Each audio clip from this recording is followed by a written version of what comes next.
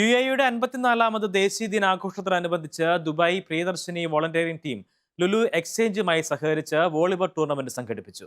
ദുബായിലുള്ള NI school indoor സ്റ്റേഡിയത്തിൽ വെച്ച് നടന്ന ചടങ്ങിൽ ഇന്ത്യൻ അറബിക് പാട്ടുകളും നൃത്തങ്ങളും അരങ്ങേറി. വർണ്ണാഭമായ ഘോഷയാത്രയും ഇരു രാജ്യങ്ങളുടെയും ദേശീയ ഗാനവും ഒപ്പം കേക്ക് മുറിച്ചും ആഘോഷം പങ്കിട്ടു.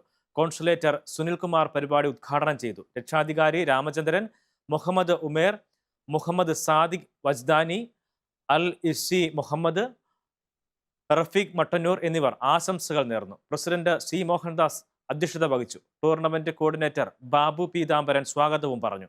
സംഘടനയുടെ team leader Pavithran, general secretary Madhu Nair, treasurer Shefeeq, vice president TP Ashraf, Bineesh, Pramod Kumar, Haris, വനിതാ കമ്മിറ്റി രക്ഷകർത്താവ് ശ്രീല മോഹൻദാസ്, സിമി ഫഹദ്, റസ്വിന ഹാരിസ് തുടങ്ങിയവരും പ്രിയദർശിനിയുടെ കുട്ടികളും ചേർന്ന് പരിപാടികൾക്ക് നേതൃത്വം നൽകി.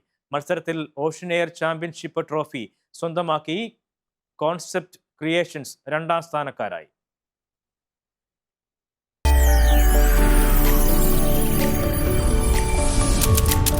NTV UAE to the world.